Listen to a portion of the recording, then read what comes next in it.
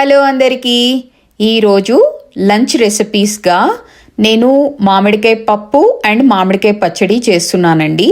So నేను ప్యారలల్గా ఎలా కుక్ చేసుకుంటాను అనేది చూపించాలనుకుంటున్నాను. సో మామిడికాయ పప్పుకి ఫస్ట్ పప్పు నానపెట్టేశానండి ఒక 1 అవర్. దాన్ని స్టవ్ మీద పెట్టేసి ఆల్రెడీ స్టవ్ ఆన్ చేసి ఈ వెజిటబుల్ కట్ చేసుకుంటున్నాను.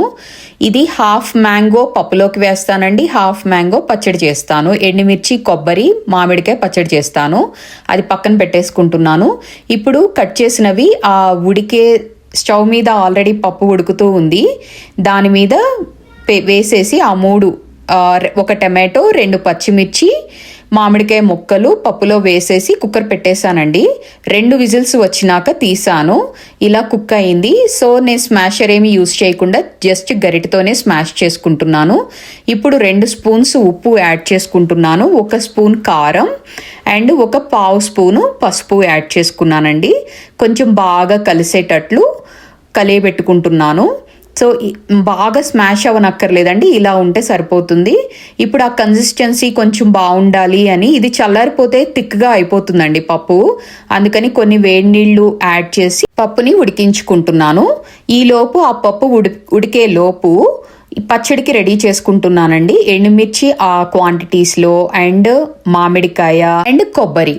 మామిడికాయకి కొబ్బరి హాఫ్ క్వాంటిటీ ఉంటే సరిపోతుందండి. ఎండుమిర్చి, మామిడికాయ, కొబ్బరి అలా తీసుకున్నాను. ఇప్పుడు పప్పు ఉడుకుతూ ఉందండి, అవి కట్ చేసుకున్నాను. మామిడికాయ అవి పచ్చడికి రెడీ చేసుకున్నాను. సో ప్యాన్ పెట్టుకుంటున్నాను ఇప్పుడు తాలింపు వేసుకోవడానికి. ఈ తాలింపు వేసుకునే ప్యాన్లోనే ఎండుమిర్చి ఫ్రై చేసుకుంటానండి. సో దానికి తగ్గట్టుగా ఆయిల్ వేసుకున్నాను 1 స్పూను.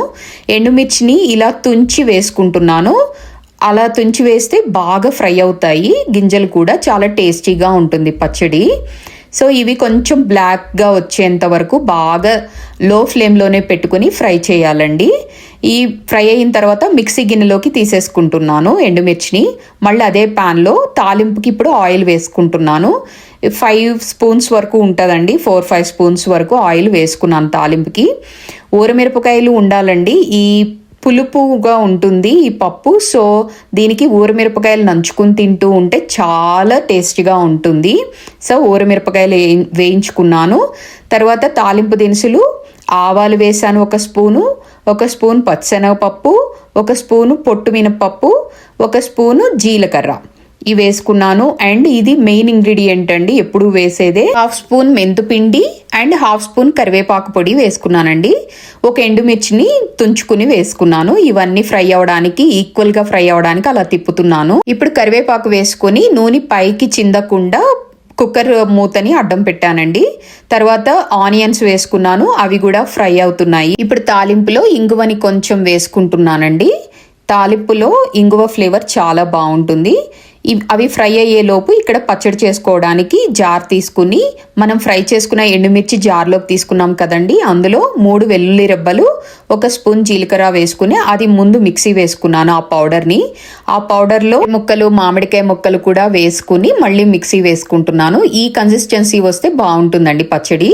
పక్కన తాలింపు రెడీ అయిందండి, దీన్ని పప్పులోకి వేసేస్తున్నాను. పప్పులోకి వేసుకుని చక్కగా కలియబెట్టుకుంటూ ఇంకొక 5 మినిట్స్ మనం పప్పుని ఉడికించుకోవాలి. అంతేనండి, మొత్తం 30 మినిట్స్లో మనకి యమ్మీ పప్పు పచ్చడి రెడీ అయ్యింది.